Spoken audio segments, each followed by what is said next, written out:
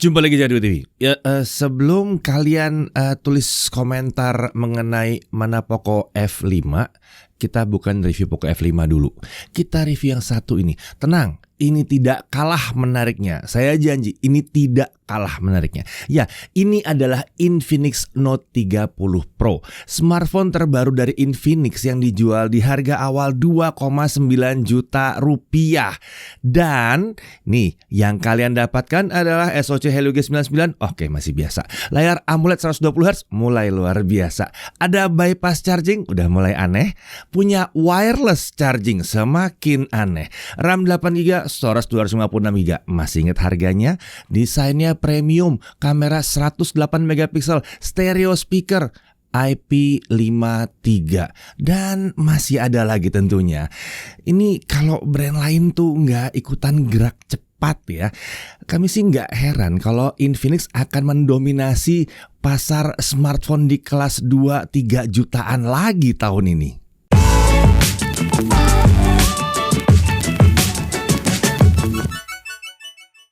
Ya, akhir-akhir nih trio brand dari Transsion Holding itu kayaknya ngegas terus ya. Seru banget ini ya, persaingan smartphone yang kelas terjangkau di Indonesia jadi semakin keren di sini.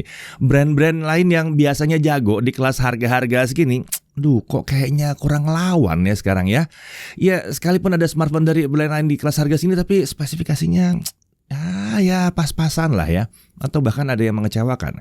Tapi entah nih bagaimana caranya nih Infinix bisa tetap ngegas ngerilis produk-produk terbarunya dan tetap punya spesifikasi menarik yang ngagetin terus. Oke, sekarang mari kita mulai reviewnya. Kita lihat apa iya sih si Infinix Note 30 Pro ini sebagus itu. Oh, by the way, Infinix Note 30 series itu ada dua versi ya. Ada versi Pro dan ada yang non-Pro. Yang non-Pro juga tidak kalah menarik sebetulnya. Harga cuma 2,4 jutaan dan spesifikasinya terlihat beda tipis dengan yang Pro. Tapi memang fitur-fiturnya Pro itu ekstra. Nah, kalau emang kalian misalnya butuh video reviewnya yang non-Pro, komentar di bawah ya. Komentar di kolom komentar tentunya. Untuk video yang sekarang kita bahas varian Pro-nya dulu, oke? Ya, kita lihat dari paket penjualannya dulu. Di sini tentunya ada unit plus screen protector ya, yang sudah langsung terpasang. Yang lebih ajaibnya lagi, di sini juga disediakan tempered glass. Ya, yang terpasang itu yang versi plastik, tapi ada tempered glass juga. Cuma Infinix nih yang kayaknya yang ngasih tempered glass di dalam boxnya. Ini luar biasa ya.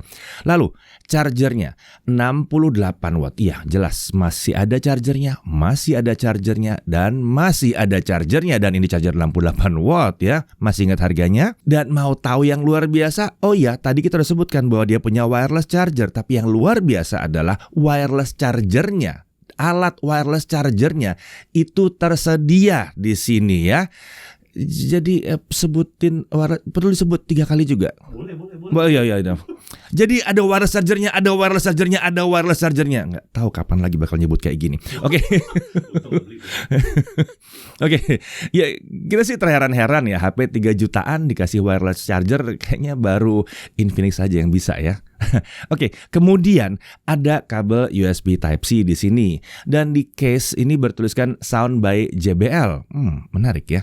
SIM tray ejector tentunya ada di sini, paket dokumen tentunya ada lah seperti biasa ya. Nah, untuk desain ini adalah pertama kalinya Infinix menggunakan back cover kaca untuk seri Note. Jadinya penampilannya terasa premium dan back covernya ini agak bertekstur ya. Infinix menyebutnya sebagai tekstur glimmer. Bahasa desain dan warnanya sebetulnya kayak nggak asing ya. Ini seperti pernah lihat ya, kalau bicara warnanya kayak pernah lihat di awal tahun 2022. Seperti yang mana ya? Ya sudahlah. Yang jelas kami suka deh bentuknya ya. Benar-benar di luar ekspektasi kami untuk kelas harganya. Ya harusnya ya 4-5 ya kalau yang bentuknya kayak begini. Tapi ini 2,9. Oh ya, untuk frame-nya ini polikarbonat ya, dan finishingnya itu agak glossy. Kalau nggak pakai case, frame-nya ini akan mudah ninggalin bekas sidik jari. Jadi baiknya kalian pakai case aja deh ya. Untuk opsi warna ada Magic Black dan ada Variable Gold. Yang ini yang Variable Gold, yang maksudnya bisa berubah-ubah gitu ya. Untuk dimensinya 162,72 x 75,95 x 8,12 mm. Jadi emang agak tebal dia. Untuk bobotnya juga tidak ringan di 203 gram. Ya, jadi memang agak tebal dan tidak bisa dibilang ringan. Lalu seperti kita bahas di awal, ya tentunya yang satu ini sudah pakai proteksi IP53. Jadi ada IP ratingnya. Masih ingat harganya? Lanjut, di sisi kanan kita lihat tombol power ini ya, sekaligus fingerprint scanner. Lalu ada tombol volume up and down. Di atas ini ada grill speaker stereo bagian atas dengan tulisan Sound by JBL di situ. Ini bukan artinya speaker yang dipakai itu merek JBL ya, tapi Infinix bekerja sama dengan JBL untuk tuning suara speaker di smartphone ini. Ya, tentunya speaker ini stereo ya, dan pasangannya ada di bagian bawah. Walaupun demikian, menurut kami kualitas speakernya ya jangan diadu sama yang kelas 6 jutaan lah ya, atau 7 jutaan, apalagi 10 jutaan ke atas, jangan. Tapi untuk kelas 2,93 juta ini udah termasuk salah satu yang terbaik. Oke, kita lanjut dulu lihat sisi kiri bodinya. Di sini ada SIM tray non-hybrid. Ya, non-hybrid, bisa 2 SIM plus 1 micro SD. Gitu dong. Di sisi bawah ada headphone jack 3,5 mm, ya masih ada juga. Ada mikrofon, ada USB Type-C, ada grill speaker stereo bagian bawahnya. Lalu dari depan sekarang, ini adalah layar 6,67 inci, panel AMOLED Full HD+. Brightness-nya dari pengukuran kami menunjukkan bahwa dia bisa dapat 480 nits untuk indoor. Dan untuk outdoor, terik-terik juga masih kelihatan kok layarnya. Jadi ini mantep, aman di sini ya. Terkait warna layarnya, di sini ada 2 mode warna, ada bright color dan ada original color. Untuk yang bright color dari pengujian kami ada di kisaran 169% sRGB atau sekitar 120% DCI-P3, tinggi juga ya. Sementara untuk original color ada di kisaran 156% sRGB atau 110% DCI-P3. Sayangnya meski di style di original color, warnanya nggak dilimit ke 100% sRGB aja nih ya. Jadi apapun modenya itu warnanya tetap gonjreng di sini. Agak hati-hati kalau kalian mau ngupload konten tapi mau ngedit dulu warnanya ya. Harus lebih gonjreng lagi hasil editannya, karena yang naik nanti tidak akan segonjreng yang kalian lihat di sini. Nah, untuk refresh rate layarnya adalah 120 Hz. By default dia terpasang di auto switch, di mana sistem akan menyelesaikan refresh rate berdasarkan aplikasi. Sayangnya mayoritas skenario harian seperti sosmed, browsing, dan Chrome, dan scrolling di YouTube itu refresh rate-nya masih turun ke 60 Hz saat kita masuk ke aplikasi-aplikasi tadi. Ini buat pengalaman navigasinya agak kurang mulus secara overall untuk pemakaian sehari-hari ya. Nggak terasa yang mulus licin banget gitu. Nah, jika kalian ingin lebih banyak aplikasi jalan di 120 Hz, setel aja kunci di 120 Hz. Tapi ya tentunya baterai akan lebih boros. Dan perlu diingat juga, walaupun akan lebih banyak aplikasi yang bisa jalan di 120 Hz, tapi tidak semua aplikasi. Beberapa aplikasi tetap akan menahan refresh rate-nya di 60 Hz. Seperti misalnya TikTok ya, itu masih ketahan di 60 Hz. Di setting layarnya juga tersedia pilihan 90 Hz. Ini sepertinya sweet spot yang baik kalau mau mulus tapi baterai nggak terlalu boros. Nah, untuk touch sampling rate dijanjikan 360 Hz. Ya, layarnya udah sangat responsif memang ya untuk berbagai kegiatan, terutama buat gaming ini lancar di sini. Nah, kalau kita lihat di bagian atas layar, ini ada kamera selfie dan ini pakai punch hole. Jadi kekinian sekali. Ini adalah kamera 32 megapiksel, video recordingnya sampai dengan 2K 30 fps. Tapi untuk 1080p 60 fps sayangnya belum ada di sini. Nah, di bezel atasnya ini juga tersedia satu LED flash untuk membantu kamera selfie saat lagi low light. Ini khas Infinix banget. Nah, ngomongin bezel layar, satu hal yang kami apresiasi di sini adalah bezelnya simetris, atas dan bawah, membuatnya beda sekali ketimbang smartphone terjangkau lainnya di kelas harga yang mirip, yang biasanya dagunya sedikit tebal di situ ya. Desain seperti ini jarang ketemu di harga segini. Biasanya di kelas flagship atau flagship killer yang punya. Nah, beralih ke sisi belakang, ini adalah modul triple kamera. Iya sih, bolongannya kayaknya ada 4 ya, yang bulat-bulat ini, tapi yang satu itu adalah LED flash ya. Nah, untuk kamera-kameranya, yang pertama itu adalah kamera utamanya 108 megapiksel. Ya, nggak salah nyebut, 108 megapiksel dengan autofocus. Perekaman videonya maksimum sampai dengan 2K 30 fps. Kalau di kamera utamanya ini 1080p 60 fps ada, untungnya ada di sini. Slow motion juga tersedia di resolusi 720p dengan frame rate sampai dengan 240 fps. Kamera sisanya bonus ya, yang dua lagi bonus. Sayangnya nggak ada ultrawide di sini. Kalau ada ultrawide di sini ya udah, yang lain bisa gulung tikar sih sebetulnya ya. Jadi ya udahlah, nggak apa-apa nggak ada ultrawide di sini. Nah, untuk spesifikasi internal SoC-nya adalah MediaTek Helio G99. Seperti biasa, ini chip 4G ya. Ini favorit produsen akhir-akhir ini. Transsion Holding ini kayaknya pesan banyak banget ya ke MediaTek ya. Pakai G99 lagi. Ya seperti biasa, ini harusnya kenceng. Walaupun dia 4G tapi dia kenceng. Untuk RAM dia pakai 8 GB LPDDR4X ya, jadi udah mantap. Storage-nya 256 GB UFS 2.2. Ya dong, harga 2 jutaan atas gini jangan pakai eMMC, harus pakai UFS biar kenceng. Lalu baterainya itu 5000 mAh. Chargingnya itu support sampai dengan 68 watt dan USB PD 3.0 sampai dengan 45 watt. Jadi charger PD yang kenceng itu bisa disupport di sini. Nggak harus bawa charger bawaannya baru bisa kenceng. Sementara untuk wireless chargingnya itu ada di 15 watt. Oh ya, yang nggak kalah luar biasa di sini kalau bicara soal charging, dia punya sistem bypass charging. Jadi kalau kita main game sambil nyolok ke charger, ini teoritis aman karena dayanya akan langsung disalurkan ke boardnya. Jadi tidak mengisi baterainya. Selain kita jadi bisa main game berjam-jam tanpa mikirin baterai habis, fungsi bypass charging ini juga berpengaruh ke suhu bodinya, suhu baterainya ya. Jadi lebih aman aja ke sistemnya. Nah, cara mengaktifkan fitur ini adalah begini ya. Pastikan dulu game yang ingin dimainkan sudah ada di aplikasi X Arena. Di dalam aplikasi X Arena ini buka menu setting lalu pilih bypass charging. Kemudian pilih threshold sesuai keinginan, bisa dari 20 sampai 40%. Threshold ini menentukan batas persentase baterai minimum untuk mengaktifkan bypass charging. Jadi diusahakan baterainya di atas batas yang ditentukan. Kita ambil contoh 40%. Apabila kondisi baterai di bawah 40%, maka charging baterainya akan aktif sampai persentase baterainya mencapai 40%, baru bypass chargingnya nanti aktif lagi. Bypass charging aktif berarti dia tidak ngecharge, itu maksudnya ya. Nah, kemampuan chargingnya juga bisa kita atur, mau full speed charging, mau 50% atau 30%. Di sini juga tersedia fitur reverse charging. Jadi HP ini akan bekerja seperti power bank mengisi perangkat lain, baik secara kabel maupun secara wireless.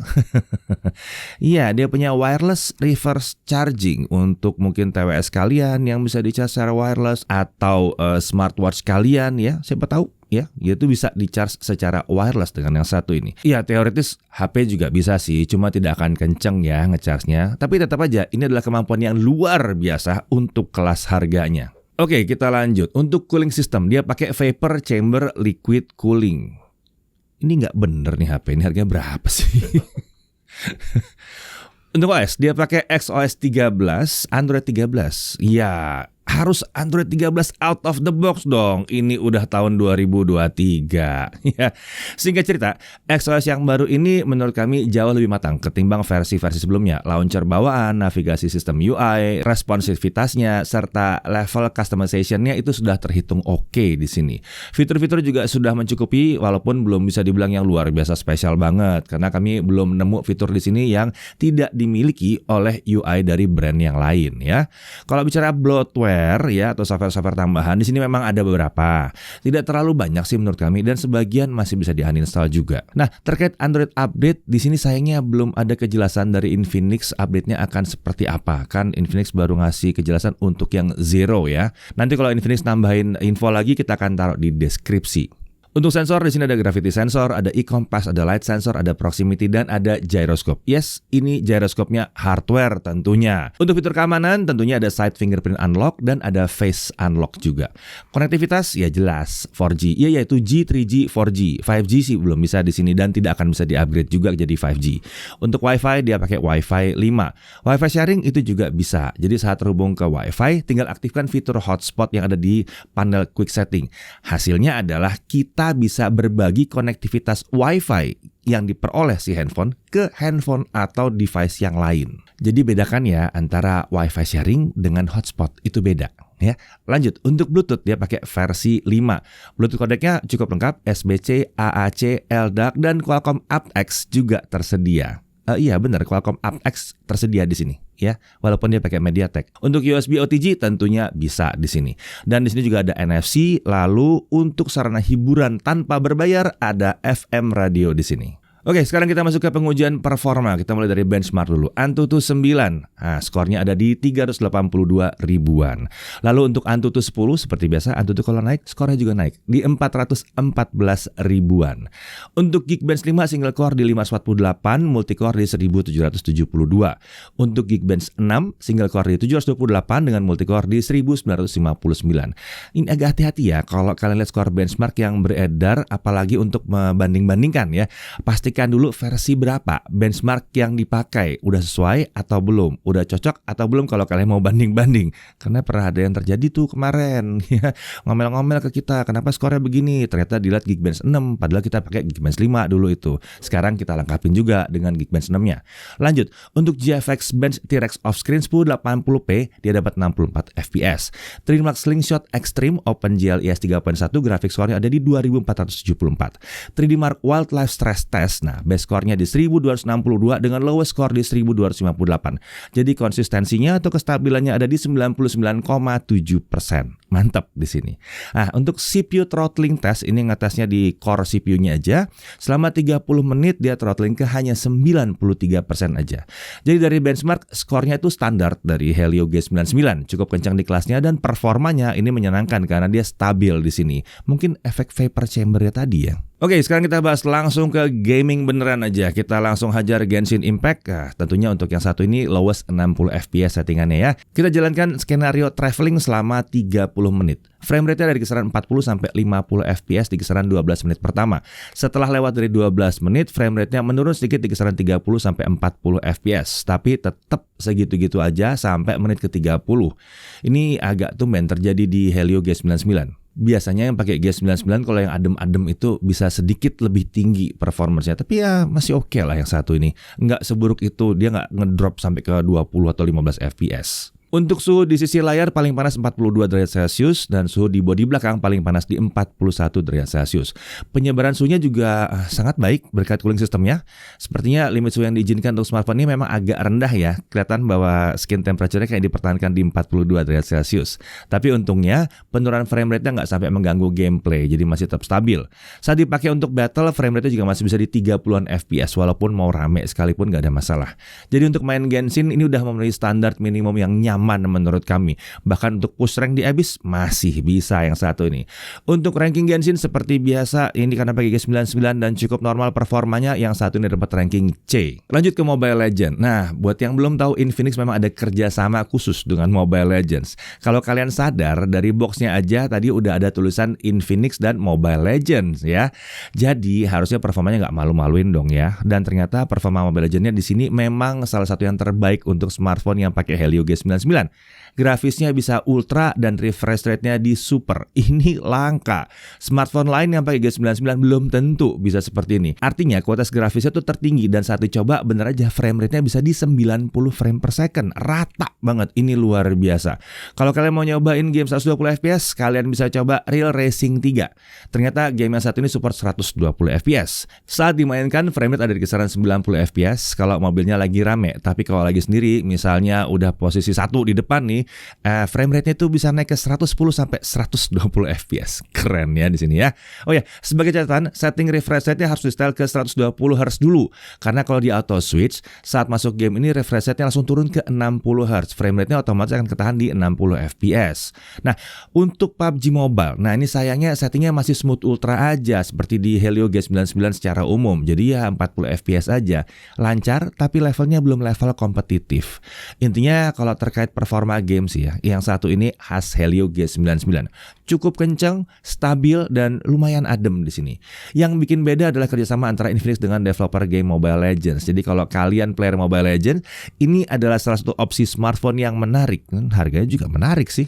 Oke, sekarang kita masuk ke pengujian baterai. Local video playback 1080p dia bisa dapat 17 jam 8 menit. Ini adalah hasil yang oke aja, belum yang luar biasa hebat. Untuk streaming YouTube 1080p non HDR selama 30 menit, baterainya turun 4%. Untuk mainan TikTok selama 30 menit swipe dia turun 5%. Sementara untuk main Genshin Impact 30 menit di lowest 60, baterainya turun 11%. Ini menarik ya, kalau mau main di lowest 30 mungkin baterainya bisa lebih irit lagi. Jadi kemampuan baterainya terbilang tidak sehebat yang kami harapkan, terutama untuk video playback ya. Smartphone dengan Helio G99 tuh umumnya bisa di kisaran 20 jam untuk video playback, tapi di sini agak lebih boros. Padahal ini kondisi layarnya itu dijalankan di 60 Hz dan baterainya kan 5000 mAh ya. Ya semoga aja ada peningkatan lewat software update nantinya. Nah, untuk charging, ini kan baterainya 5000 mAh dengan charging 68 watt bawaannya. Dari 0 sampai 50% dia terisi dalam waktu 17 menit. Sementara itu dari 0 sampai penuh, dia butuh waktu hanya 44 menit. Nah, gitu dong, charger 68 watt kayak 68 watt beneran harusnya. Harus jauh di bawah 1 jam. Sementara itu untuk wireless chargingnya ya, yang 15 watt tadi kita tes juga dari 0 sampai 50% emang butuh waktu 1 jam 8 menit. Sementara dari 0 sampai penuh butuh waktu 2 jam 30 menit. Ya, jadi tergolong cepet ya kalau pakai kabel. Dan untuk wireless charging ya oke lah. Yang penting dia bisa ngisi. Wireless charging emang segitu, nggak bakal kencang-kencang amat. Oke, sekarang kita masuk ke pengujian kamera. Tapi seperti biasa bareng sama Chris ya. Oke, di tangan saya kali ini sudah ada Infinix Note 30 Pro nih teman-teman. Jadi langsung aja kita cobain kemampuan kamera seperti apa. Nah, yang lagi teman-teman lihat sekarang adalah video selfie-nya. Saya rekam di resolusi Full HD 30 fps. Dan untuk hal pertama yang saya pengen cari tahu adalah kemampuan mikrofonnya. Jadi suara yang lagi teman-teman dengar sekarang ini adalah suara langsung dari mikrofon smartphone-nya. Saya nggak pakai mikrofon eksternal di sini. Dan sayangnya untuk kelas harganya mikrofonnya masih cuma satu ya. Dia cuma single mikrofon doang di satu sisi. Di kelas harga segini sih saya udah berharapnya paling nggak dual mikrofon lah. Dan untuk kualitasnya sendiri ya masih kasih Infinix ya, mikrofonnya agak cempreng. Kalau saran saya sih kalau emang kalian butuh untuk suara yang bagus pakai mikrofon eksternal aja lah. Mikrofon bawaannya masih belum bersaing dengan beberapa smartphone lain di kelasnya. Oke, untuk hasil videonya sendiri, dari segi kualitas gambar videonya saya bilang ini bagus ya. Meski cuma 1080p 30, tapi detailnya itu tinggi. Warnanya juga cenderung ke natural, dynamic range masih overexpose di bagian highlight, tapi wajah masih bisa diekspos dengan cukup baik. Kalau urusan stabilisasi video, seperti biasa di smartphone Infinix, fitur stabilisasinya harus diaktifkan manual. Setelah fitur ini aktif, baru videonya stabil. Dan EIS-nya menurut saya juga sudah tergolong rapi di sini. Sebagai catatan, stabilisasinya ini efektif di 1080p 30 aja ya. Kalau kita naikkan resolusinya ke 2K 30, stabilisasinya tidak bisa aktif. Kamera utamanya hasilnya seperti ini. Dia punya detail dan dynamic range yang lebih baik tentunya. Sisi gelap terangnya cukup balance, dan di sini sudah tidak seperti smartphone Infinix yang lama-lama ya, di mana biasanya tuh smartphone Infinix video kamera utamanya tuh punya ketajaman berlebih atau oversharpen di videonya. Kali ini saya bisa bilang di Infinix Note 30 Pro ini ketajamannya sudah pas. Warnanya juga saya suka, sedikit mengarah ke saturated tapi nggak sampai berlebihan kok, masih oke lah warnanya. Urusan stabilisasi video sama ya, harus diaktifkan manual dulu fiturnya. Dan hasilnya seperti ini. Cukup rapi juga. Tapi catatan pentingnya ya sama. Stabilisasinya efektif hanya di 1080p 30 aja. Saat kita naikkan ke 1080p 60 atau 2K 30, stabilisasinya nggak bisa aktif. Tapi untungnya, kalau di 1080p 60, kita bisa sedikit mengakalinya dengan slow-mo 50%. Dan hasilnya juga bisa mulus. Nggak banyak nih smartphone terjangkau sekarang yang bisa 1080p 60 fps. Good job Infinix. Andai aja selfie-nya bisa 1080p 60 juga, lebih mantep nih. Lanjut ke low light, video selfie-nya mantep ya. Ternyata low light bukan masalah, gambarnya masih cukup detail dan tajam. Warna masih terjaga dan stabilisasinya masih terhitung rapi. Terkait noise, masih cukup terlihat sih sebetulnya. Tapi belum yang parah-parah banget. Sayangnya kalau sudah naik ke YouTube, kena kompresi YouTube, noise-nya malah jadi nggak gitu kelihatan ya. Intinya cukup tahu aja kalau lihat filenya langsung, kelihatan kok gambarnya agak noisy. Jangan lupa ada fitur ekstra yaitu selfie LED flash ya. Jadi kalau gelapnya sudah ekstrim seperti ini, pakai aja LED flashnya beres deh. Siapa tahu gitu kan kalian butuh video selfie gelap-gelap. Nah, kalau kamera utamanya agak aneh nih. Kenapa? Pertama, videonya terasa gelap secara keseluruhan. Kemampuan menangkap cahayanya terasa lebih baik di kamera selfie-nya. Kemudian gambarnya juga sudah noisy, tapi untungnya detail masih dapet. Jadi mungkin kameranya ini disetel untuk tidak memaksa terang, supaya detailnya nggak hilang-hilang banget ya. Ya, masih bisa diterima lah, plus minus memang. Cuma ya aneh aja, kamera selfie-nya punya low light video yang lebih baik. Terkait stabilisasi video, ternyata cukup rapi juga ya di kamera utamanya. Jitternya ada, tapi tipis banget nyaris nggak terasa. Nah, sekarang kita ke hasil foto. Hasil fotonya gimana nih? Kalau hasil foto sih, saya nggak banyak komplain lah. Udah bagus, warnanya cenderung ke natural, ketajamannya pas, dan dynamic range mantep selama HDR-nya aktif. Low light juga bukan masalah. Fotonya tetap bagus, default-nya aja udah bagus. Tapi yang saya nggak sangka-sangka, fitur super night-nya bekerja cukup baik di sini. Bikin foto jadi ekstra terang secara signifikan. Kesimpulan soal kameranya, jujur aja saya nggak bisa banyak protes ya. Kamera utamanya dan selfie-nya sudah lebih baik dibandingkan dengan pesaingnya di kelas harga yang mirip. Kualitas kameranya sudah sangat baik. Kalau mau diprotes, paling ini sih, nggak ada promote untuk video, Dan juga yang bisa diprotes adalah setup kameranya secara hardware. Kapan tobatnya Infinix ya ngasih kamera gimmick kayak begini? Triple kamera tapi yang berguna cuma satu. Ultra wide atau tele gitu loh. Lebih banyak manfaatnya.